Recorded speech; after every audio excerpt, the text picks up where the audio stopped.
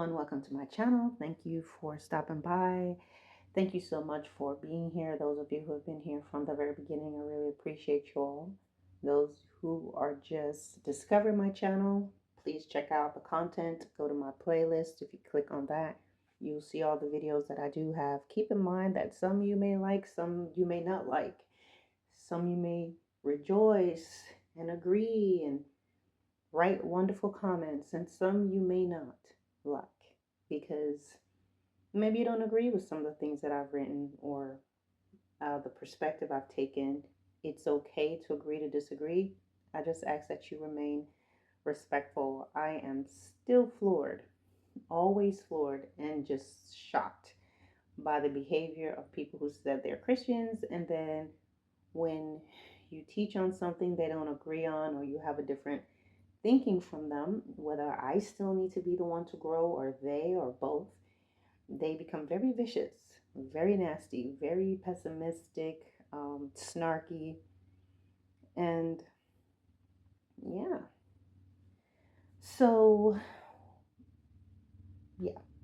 So, I want to talk with you all about this message about what do you do when God reveals your Judas? When God reveals your Judas, what are you going to do about it?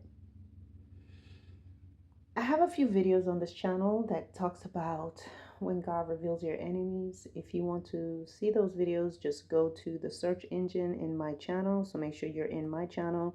Go to the search engine within my channel and put in the word enemies or when God reveals your enemies. YouTube has improved the search, I believe, where you will be able to pull up my videos and see that. It's just been on my mind to talk about that a little bit. And especially as we're coming off of the Passover, the resurrection, for some you call it Easter, and we know that Judas was one of the disciples of Jesus, and he betrayed him for 30 pieces of silver, and he regretted it, and ultimately the guilt was so much that he took his own life. He hung himself. So we're going to talk about that a bit. What happens when God reveals your enemies? Well, God reveals your Judas, the person, we're not even talking about your enemies as a group, but he reveals the person who's there to bring destruction. Oftentimes, when this person is revealed, we are either going to make excuses, we don't want to believe it, or you may think that through your goodness, you can change this person. And we're going to talk a little bit about that. So Matthew 26, 23 to 25, but I'll start at 20. Let me just go to 19. And the disciples did as Jesus had appointed them, and they made ready the Passover. Now, when the evening was come, he sat down with the 12. And as they did eat, he said, Verily I say unto you that one of you will betray me. And they were exceeding sorrowful, and began every one of them to say unto him, Lord, is it I, or is it me? And he answered and said, He that dips his hand with me in the dish, the same shall betray me. The Son of Man go as it is written to him. But woe unto that man by whom the Son of Man is betrayed. It had been good for that man if he had not been born. Then Judas, which betrayed him, answered and said, Master, is it I? Is it me? And Jesus said unto him, Thou hast said. Okay? So we're going to stick to the scripture where in 21, Matthew 26 and 21, when he says, Verily I say unto you that one of you will betray me. All right? I find it very interesting that after he did that, he still took communion. He still broke bread even with Judas. I don't see here that Judas left. At that time, I believe at some point in one of these books, it does reveal that, like, it was said almost as if the devil just became apparent in Judas, and upon hearing this. But here we're going to just talk about how it's revealed and it appears as if they're still breaking bread afterwards. And I found that very interesting. I think that is something that should be kept for another video because I know if someone's betraying me, it will be hard to sit and eat with them. So I feel like a lesson can be really taught in that part as well. Um, and also, something else that I think I want to explore a little more on is it would have been better for this person. When Jesus says it would have been better for this person to have never been born. And then my question will be then, why was he allowed to even been born? But some things I don't understand, but I have to realize that my thinking compared to God is very limited. um, but I'm sure eventually I'll get the answer to that as I continue to study and explore more. But we're going to talk about when God reveals your Judas, this person who will have been walking with you right by your side, may have been there with you through thick and thin, may have helped you out at certain times in your life, and or your they're your siblings, they could be your parents, could be your mentor, a best friend, uh, someone that you're considering marrying. It's kind of scary, or someone you got married to. And I want to say that normally in very few instances is if you marry someone who turns out to be a Judas, very rarely do you not know. There would have been things from the time you were going out with them that you would have seen but ignored, or they talked you out of it. And because you already were in love with them, or pride, you didn't want people to see that you broke up with this individual. It could be so many different things. You may feel like there's an age, I'm never going to find a man or a woman like this again. You already know there's someone else that wants them, and you are not about to get, excuse me, you're not about to give them up. Or you figure I'd rather marry this person and try to work it through, but at least I can say I got married. He is my husband, she is my wife, no matter what. And now you're getting the sorrow that comes to being with this person. Now, maybe it's possible that someone just did not see anything. There may be some rare cases of this happening, but most times people see what's happening, but they ignore it. Okay? We have many accounts in the Bible where people were betrayed. We see here that Jesus was betrayed by Judas, and ultimately Jesus was crucified. We can talk about Jacob and Esau, who were both betrayed by their mothers.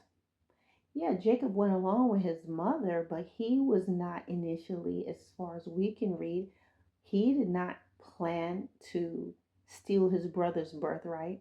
But their mother is the one who is the Judas, because she put it in his head and she plotted it.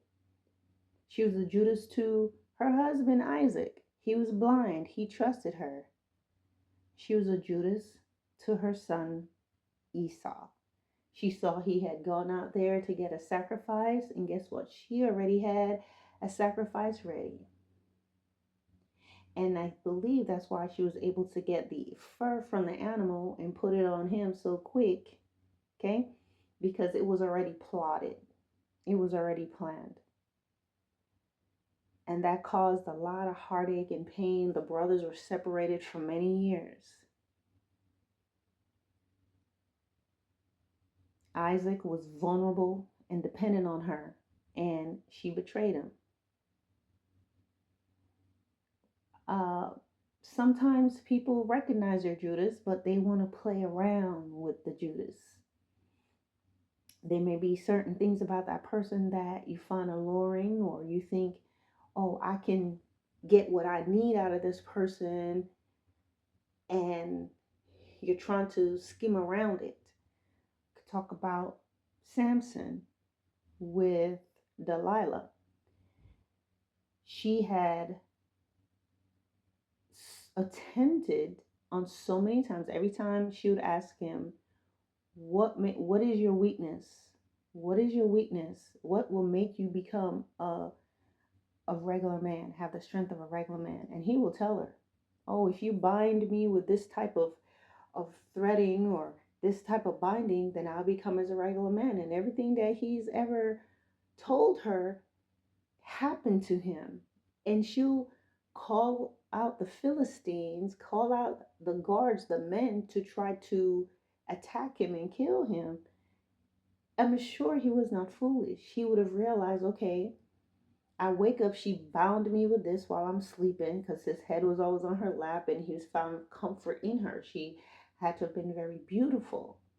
He was warned by his father to stay away from the Delilah types, but he kept going over there because Samson felt like he was in control. I'm never going to get God.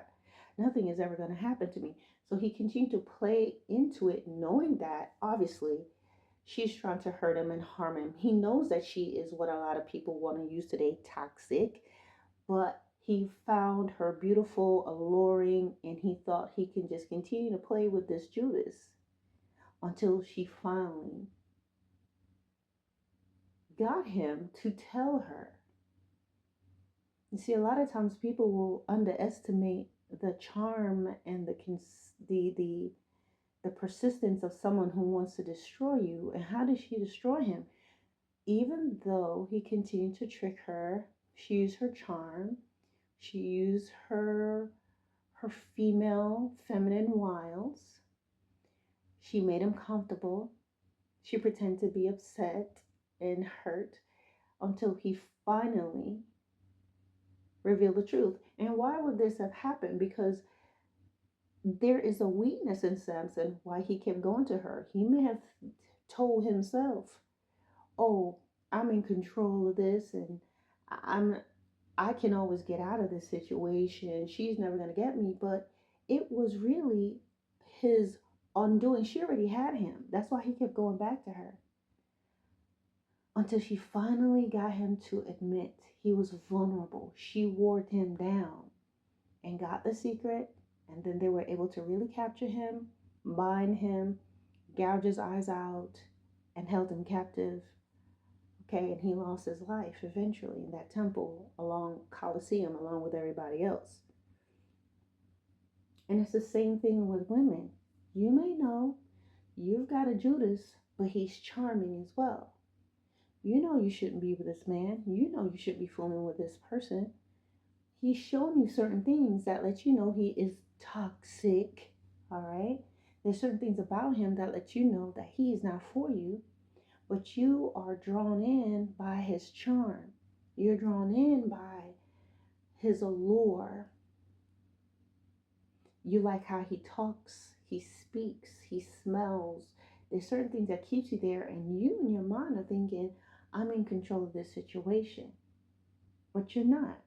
Because the same way, once you recognize that this person is not for you and you keep going back, you're already like a livestock going towards a slaughter. You already know, but somewhere in your head, you become fooled by yourself to make yourself think, oh, he doesn't matter, or I'm just doing this because I'm gonna use him the way he's using me. No, no, that's not what's going on. You're fooling yourself. You desire him. But once you realize he does not desire you, now you got to flip the narrative and say, okay, we two can play that game. But eventually, just like Judas revealed, when you keep playing around, you're going to end up becoming destroyed, getting destroyed. Because the enemy comes but to kill, steal, and to destroy. So when a Judas enters your life, you got to realize it doesn't matter what you think you're going to do and what your agenda is. He comes but to kill, steal, and to destroy. So it doesn't matter what you think. It doesn't matter what you believe you can do. As long as you continue to go to this person, you're going to eventually be destroyed. It is hard to go past it because a lot of times, as I said, you may be familiar. What if your Judas is a parent or parents, people who you were raised by, and we live in a society that's family oriented? So how do you explain to people that you're not in touch with your family, or you're not in touch with your siblings, or you're not in touch with your relatives? The way society views you is, oh, something must be wrong with this person. Why don't you have your family around you? Why don't you have your mom, dad around you? Why don't you have these individuals around you? Because the way society works is, a sign of being a healthy person is to have these ties. And when you don't have them, they figure that you're the problem. All right? So a lot of times what happens is people will fall into that to say, well, my family's terrible, but at least I have family. You want to have people at your wedding, right? You don't want your wedding to be empty. You don't want to be where it's just a few people and you're marrying into this family, and you're worried about how it's going to look when you're walking down the aisle with just yourself. So what you end up doing is you're still going to go and you're going to deal with the Judas to save face. And what do? You bring Judas into your life. You bring Judas into the place that God has meant for your peace. So your marriage, your promotion, your healthy environment, you have children who love you, or you may not have children, but you have a happy life. God has blessed you, He's brought you to this place. But because you want to save face, you bring Judas along, who destroys everything. Begin to tell your husband certain things about you, tell your children things about you, destroys your life, betrays you. Why do people have a hard time with this stuff? A lot of the heartaches and the pain that people are going through, it's normally things that we bring on ourselves, because God reveals these things. The Bible tells us in John chapter 14, 15, and 16 that when Jesus said it's imperative that I go so that the Comforter will come, and the Comforter will tell you all things that He hears from heaven. The Comforter is going to reveal things to you that are to come. So God will show you. First of all, every human being, whether they're a Christian or not, they have this basic intuition. Okay? Just a knowing. You get just the willies, just feel really weird when you're around somebody. That comes from God. Okay? But the difference is when you're led by the Holy Spirit, you're going to get the full details, the who, what, when, where, how, why. These things are often going to be revealed to you. You're going to perceive certain things about this person. Your warnings can come in a dream, just like with just like with Joseph. He was warned in a dream that he needed to take his family and leave. Uh, where were they? Okay, and they had to leave their home and they need to go. Okay, and they went to Egypt and they stayed there for a long time. And if you think about it, Egypt is not really where Mary and Joseph, it would not have been ideal for them. The lifestyle, the gods that they serve over there, but that's where God sent them. But you can be warned in a dream. God will reveal your enemies. God's going to show you your Judas. Some of you, you know who your Judas is. Maybe you'll say, no, I have a few of them. But there may be one I'm talking to you about right now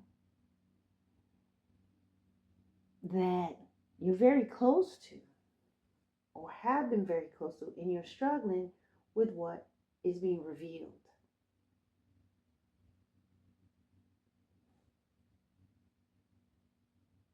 The Lord is going to show us things for our own good. But our limited thinking when we're looking at the here and the now, and when we're depending on our feelings, and when we are thinking about our, excuse me if you heard my stomach growling, guys, we're thinking about your feelings, and you're thinking about the things that you want and what you don't want. Maybe you're planning a trip, a couple's trip with your other friends, with your Judas. And you're thinking this is just not a good time to say anything because you want to go on that trip. You want to be at this event. You want to go to the family reunion. There's certain things you may want to do. You want to stay in this ministry. You just want to be around this group of people for whatever reason. But it's up to you to decide what you're going to do. God sees and knows the things that we do not see and know. What you will see is who they are. I remember once talking to a dear friend of mine, and she said, there's who they are, and then there's what they are. And that always stuck with me. And I was like, she explained to me that who may be the role that they play. Okay, this person could be this, you could say this is your mom, this is your mother, this is your dad, this is your pastor, this is your son or daughter, whatever that role is. Okay, that's the who.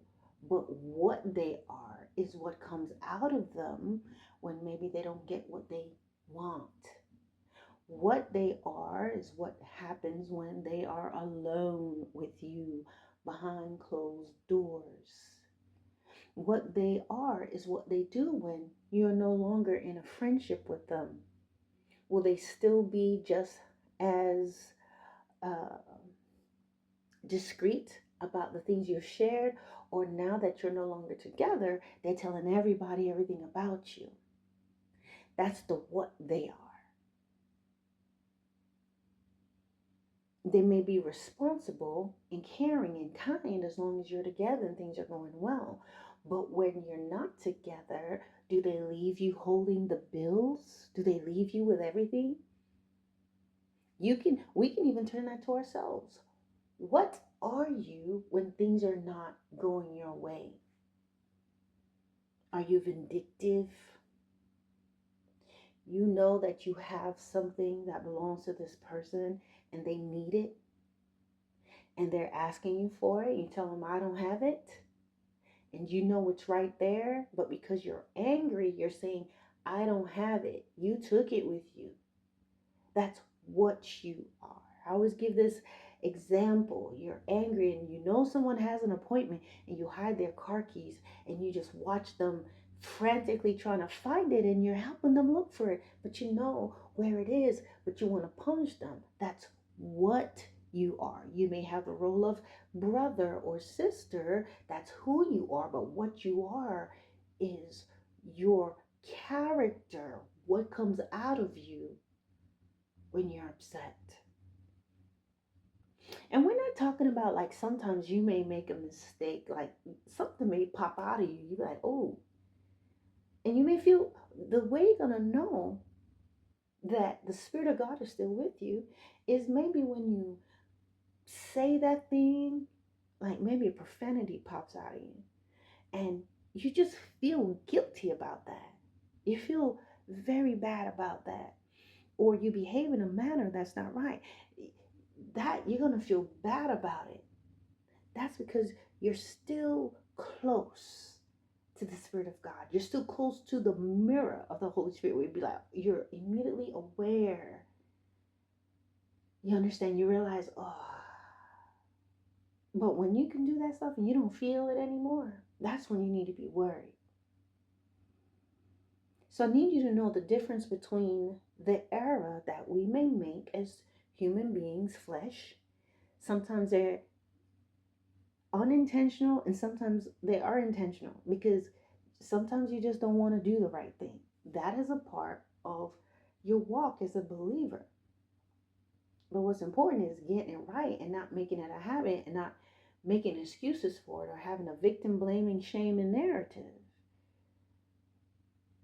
But the who you are versus the what is what you pay attention to. So a lot of times with the Judas, you're really enthralled with the who they are. This is my pastor. This is my first lady. This is my mentor. This is my best friend since 5th grade. And the what, meaning that thing that they're doing that you see, but you make excuses for. You don't want to accept it. You don't want to accept what's there. But you have to realize that our battle is not against flesh and blood. It's against principalities and powers and the rules of the darkness of this world and spiritual wickedness in high places. I wonder, why did Jesus still allow Judas to eat? I'd have been like, get out. You're about to betray me. You ain't get no bread. Get out of here. Beat it. You know? And that's why I wasn't chosen to save the world. Because there'll be no world. You know? I'm like, nah, you ain't eating today. As a matter of fact, yeah, we jumping you. So,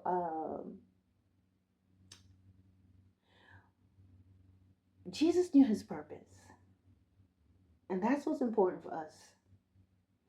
The reason why I think sometimes we can get caught up is that we just lose sight of our purpose or don't know it.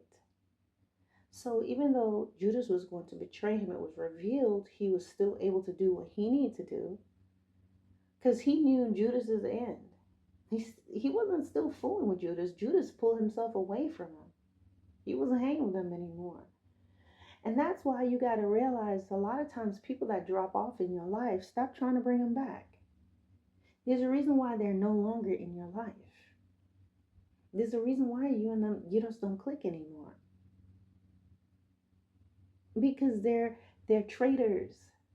We have to stop making excuses. We have to stop spinning the narrative. We have to stop avoiding what is clear as day right before our very eyes. Because if you don't realize that your battle is not against flesh and blood, but against principalities and rulers and spiritual wickedness in high places, that there is a darkness that's assigned to bring you down, right? You're going to have some troubles. Because you're looking at who and you're not realizing what is operating behind them, what spirit, what principality, what power is operating through them to take you off course, to take you off from your purpose. So when your Judas is revealed, what are you going to do?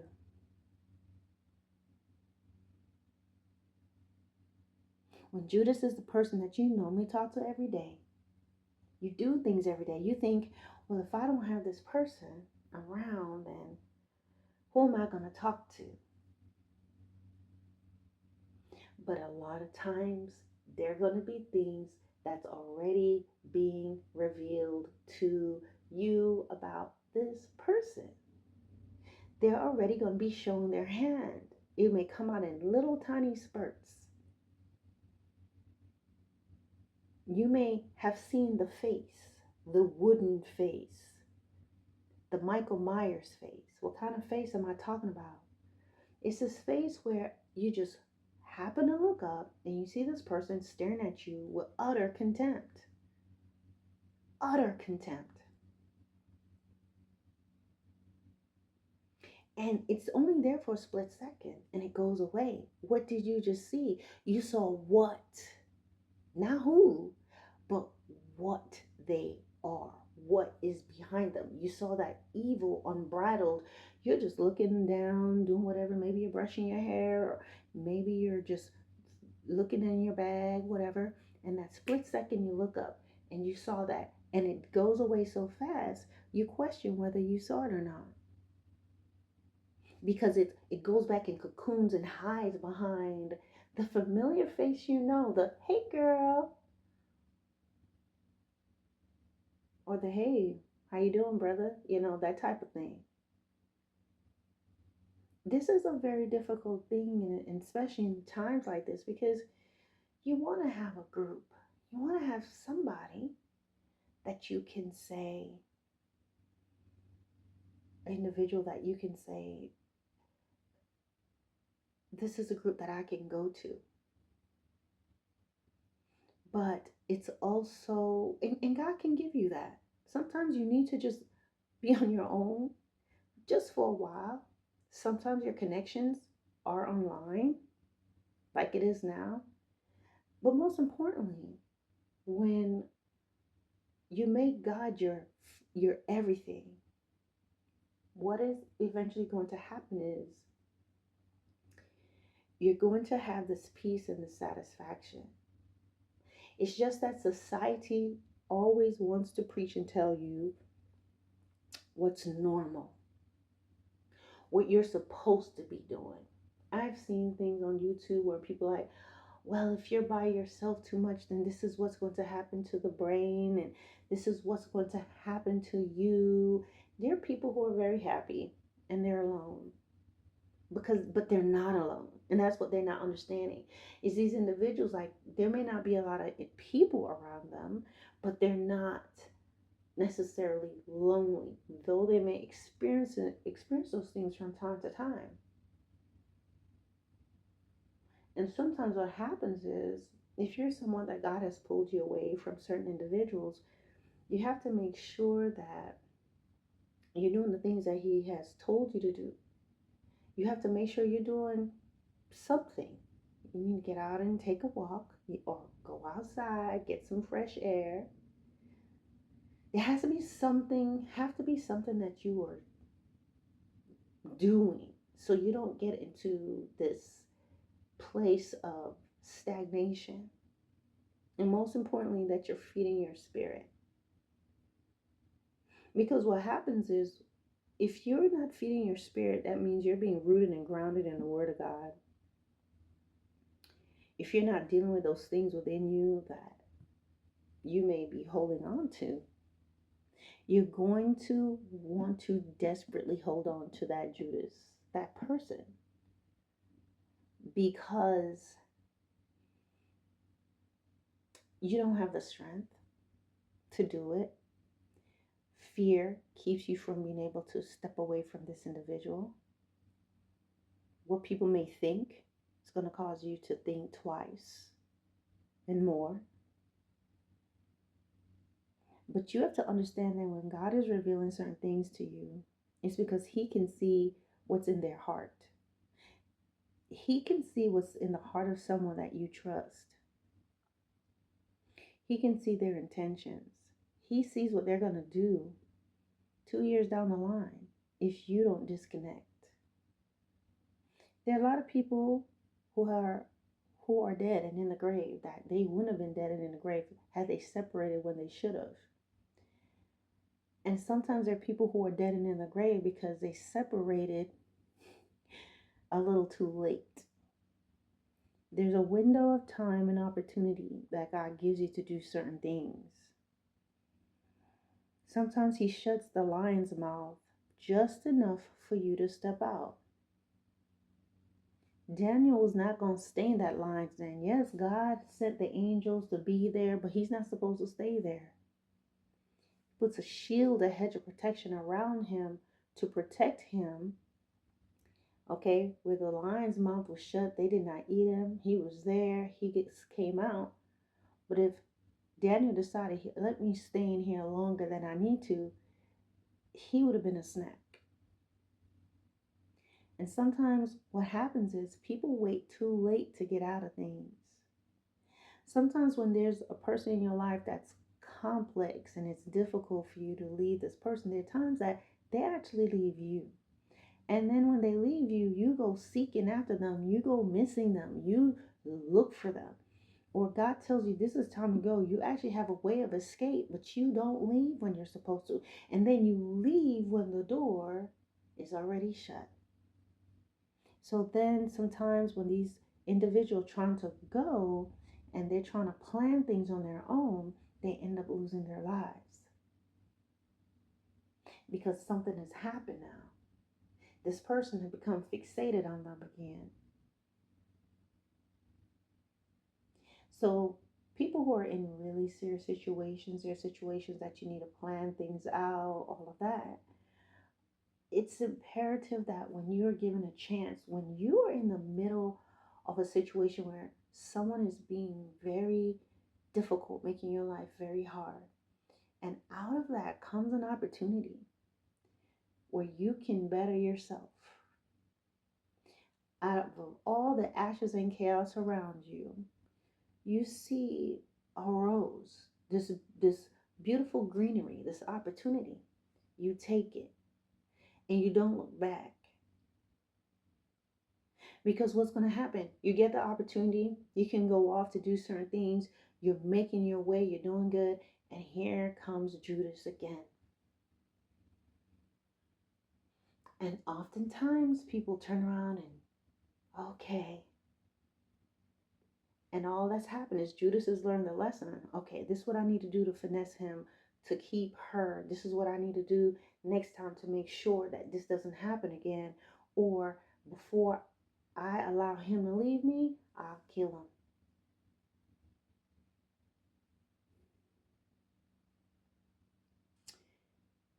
God is closing the mouths of the lions. God is causing the flames that people are throwing your way not to burn you, but you're not meant to stick around. Don't get comfortable in the flames and be like, oh, God's my peace. I'll just hang around. No, no, no. He doesn't give you that stuff just so you to stay there.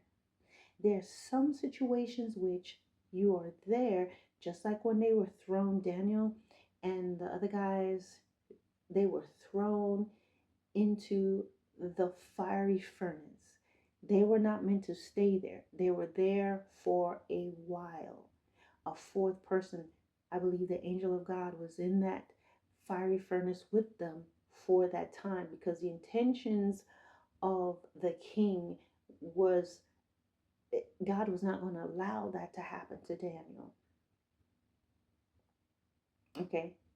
And so guess what? They took them out. Their original names were, I believe, Shadrach, Meshach, and Abednego. Okay. And took them out of there.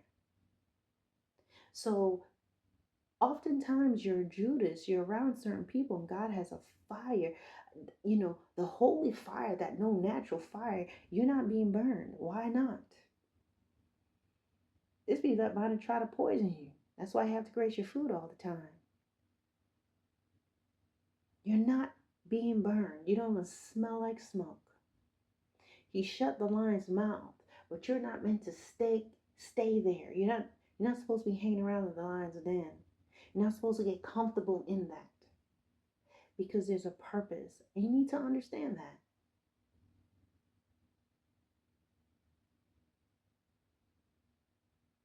Understand what your purpose is. When we lose sight of our purpose, we find ourselves doing things and just wandering off into places we shouldn't be.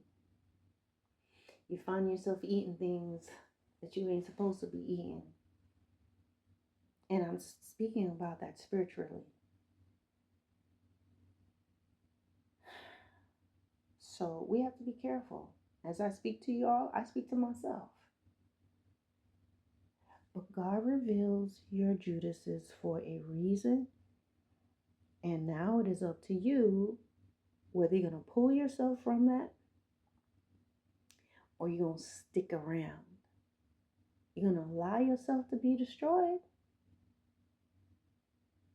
And then when all hell breaks loose, everyone's blaming God. God, why did you do me like that? You're getting all the signs. You have to be strong enough to realize what Psalm 27:10 was talking about. David said, when my mother and my father forsake me, then the Lord will take me up. In the book of Matthew talks about he who loses lands and homes and mother, father, loses siblings for me, shall inherit so much more. I'm not telling anyone that you have to leave people, like you don't have to leave everybody. Some people, you're just gonna be around a lot of folks. That's your walk. That's your destiny. That's that's what God has for you. And honestly, He would like that for all of us. But sometimes the people who's around you, sometimes the individuals who are around us don't want to listen to God. He could be talking to them. He could be talking to that husband, that wife, that sibling, that parent, that friend, that associate. He's showing them what they're doing is wrong. But they don't want to listen. So he has to save you. And that's it. And he will bring people to you who are your friends. Whether it's you have that one good friend you can talk to and see and hang out with. And a lot of times what's happening, we could get tired, right? Kind of like when the children of Israel, they were in the wilderness and God was providing for them every day, but they got tired with the routine. I've been tired with the routine before. Okay? Manna every day. Oh, manna every day. You may get tired of how things are got out. Just let's shake it up a little around here. Okay? When you're in a place of peace, you can't see. You get bored with the peace. Now I admit I've never been bored with my peace. I love it. I embrace it. But I'm just saying, sometimes there's certain things you want to switch around because you think like you're missing out on something. You're not. You're not. In his perfect timing, you cannot miss what God has for you. You cannot miss who is for you. You're not going to miss it. I always tell people the same when you go to the store, whether you're going to a Walmart, whether you're going to what's those stores I've seen, whether you're going to a Piggly Wiggly, whether you're going to a HEB, whether you are going to a Albertsons, whether you're going to Target, wherever you may shop, or you're going to the Sprouts Market, or you're going to some kind of Whole Foods store, whatever you go into, whatever you look at in your cart, that was going to be yours. This from whatever it is, you go and buy a bag of apples, those specific apples are going to be for you. Okay? From the time that that tree was planted and the apple tree continued to produce apples, and they fell to the ground and they were washed and they were handpicked and they were carried to the truck and to the wherever they go after that, and they were placed on the plane and packaged and sent and inventoried and SKU numbers, and those those bag of 10 apples that you bought that's way too expensive, they were going to be yours. And from the time they arrive at that Whole Food store, and from the time that they're sitting there, and all those people that's going to come into the store in and out, they're not going to pick it because you're supposed to have it. And you just one day, you're not even thinking about these apples months out. You just wake up that morning and be like, oh, I need some apples. Or maybe a day or so before, right? And you go out there and you go, and on your trip, on the way to get those apples, a lot of stuff is going on in the store. The store open, closed, different people been through the store, but that's going to be yours. Look around your home. Maybe look at the shirt you have on. Look at the car you're driving. Look at the bag that you have. There might have been many like it made. And you think of the process of all that went into getting that shirt from the time it was being made, or that jewelry or whatever, the process of it flying, being shipped, whatever, and all the people that no one was going to have it but you. And so is our destiny. And I know, I get it. It's hard to think of that sometimes when you living in the now. You be like, well, I'm ready for it right now. But maybe what you're ready for is not ready yet. Maybe what you want and you think you're ready for, you're not ready for it yet. Could be like you smell the cake baking in the oven and it smells so good. Ooh, it smells so good, and you go open it up and then it sink in the middle because you want to open it, or you take it out too soon, you can't wait. Now you have cake that's dense, part of it may be good, it's not as enjoyable. It's the same thing with a fruit. You eat it when it's not ready yet, it's not going to taste as good as when it's ripe and ready. So you could be the one that's not ready, that person, the timing. And a lot of times, guess what? You still have Judas right there with you. You need to get rid of this person, because if not, if you don't step away from them, and I say get rid of this person, because some of y'all go out there and do something crazy. I'm not telling anybody to literally, illegally take nobody out. But you know what I'm saying? Some doors need to be shut. Because if not, that Judas in your life is going to hinder you. That Judas in your life is going to take away, mess up, take the peace and the joy out of what God is trying to give you. And God will reveal your Judas. You don't got to be walking around like a Karen, pointing out people. It's one of those things you're just going to know. And it can be revealed to you through dreams. It can be revealed to you through an experience. It could be many experiences that you've had, but you've just adopted it as your norm.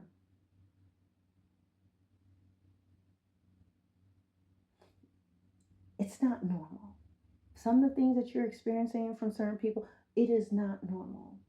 It's not normal to be abused. It's not normal for you to be in any relationships where you're walking on eggshells. You got to watch what you say. You have to watch what you do, where you're being physically, emotionally abused, sexually, spiritually abused, where they're giving you the silent treatment that, some people will punish you like that.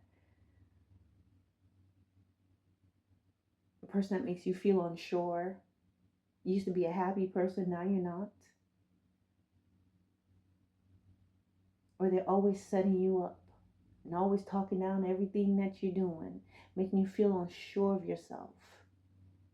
You don't even have the confidence that you used to have anymore, because you've allowed this person to just destroy you. And you've lost sight of yourself. God can bring you up out of that. The first thing you need to do is seek Him and pray and ask Him to help you. And the other things you need to do is do it afraid. Step away afraid. It's not going to feel good. And you're going to be terrified when you step away from that person. It's going to feel very different. And those of you, you've already stepped away from your Judas, don't open the door again. And it is not bitterness. It is not unforgiveness. It is not you're having malice. This person's not good. Don't let people that walk around refusing to take accountability and responsibility come around and play on you when God reveals you to them. Because is God an unforgiving God when He's not letting people in? People that are not in heaven right now, is He unforgiving? No. They made those choices. He simply took action and said, okay, this is where you go. He set those boundaries. And He's given that to us as well. So don't allow anyone to talk you into that. No group of people. Don't allow the majority to come back around to you and tell you, oh, you shouldn't have done that. Oh, he's so sad. She's so sad. She's crying and all that. Don't believe those tears. Keep looking forward. Keep seeking God. A lot of you end up being married to people you shouldn't have married because you saw them for who they were, but you married them anyway.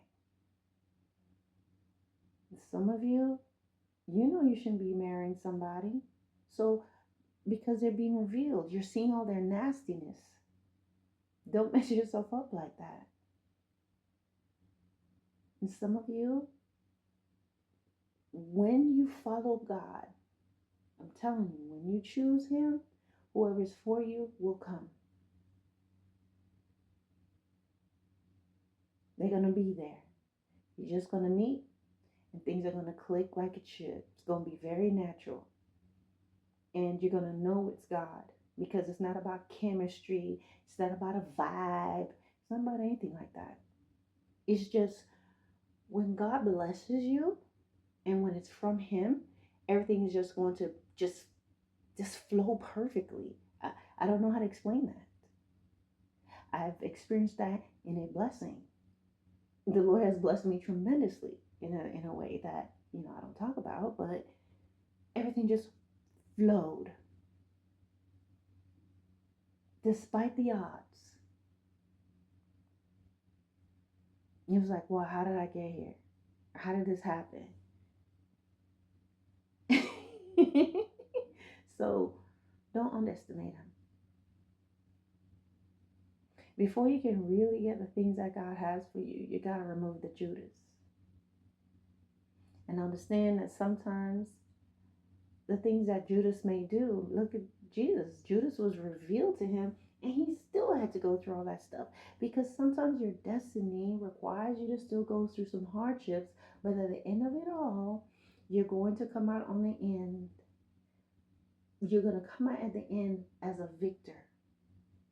You're going to learn some things from it. And the Judas in your life, that person, that individual, they're going to fall off. They're going to destroy themselves. Prayerfully, not the way Judas actually did it, but they'll end up destroying themselves. Because a lot of times what they do is they talk so much about you and they have so much hateful thinking towards you that they go around saying all this stuff about you, but God continues to bless you. God continues to lift you up. They get disappointed because this is not how it's supposed to go. And so they spend so much time hoping you fail, they become miserable. That they themselves fall into the pits that they're setting up for you. See, you don't need to get them back. You continue to set your eyes on God, move forward, continue doing what you need to do, and you're going to see them fall away. And after a while, people going to stop listening to them.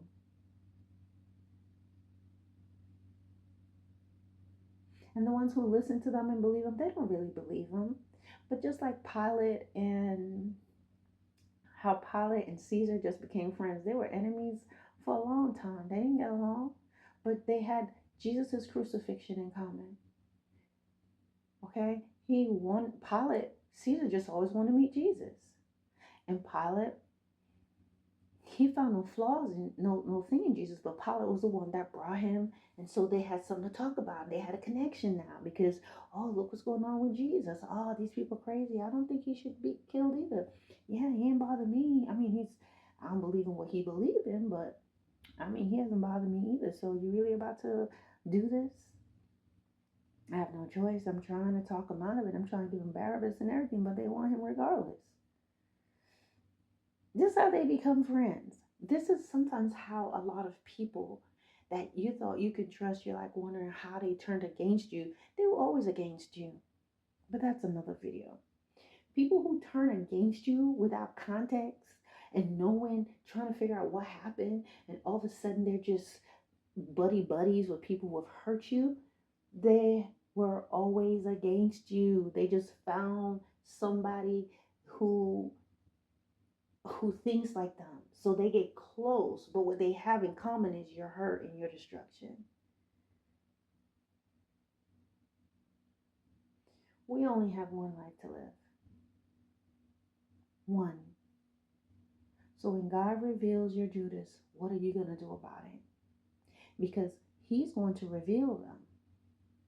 And he's done his part and he's been protecting you from them. But he sees what's to come. He knows what he's trying to bring into your life. But as long as this person is there, you can't get it. Because this person will be like a fox that comes in and destroy everything. This person that you're trying to hold on to is like what the Bible calls the cankerworm and the palmer worm, the locust. They're going to eat it all up. They're going to destroy it. Tell a lie on you. Open a scandal on you. Do something that could hurt your future wife, husband, and children. The wickedness, or you find yourself on the outside. Check out my videos, guys. I have a couple on this channel, When God Reveals Your Enemies. I have a playlist that you go look it up, guys. It has about betrayals, talks about family hurt, church hurt. It's all there. Okay? There are people who are there just to bring you down. I have a video, I believe I've called it, They Want You to Stay with the Cheese and the Loaves, and talks about how David went out there to bring the cheese and loaves to his brother, you know, when they're out there dealing with the Philistines and Goliath, and his brother was telling him, stay with a cart and know your place. There's some people that's like that. There's people who liked you better when you were broken down. I have videos like that. So check those out. And check out this video. I know it was almost an hour. I'm sorry. You can always listen to it while you clean or drive or just in increments. All right, guys. God bless.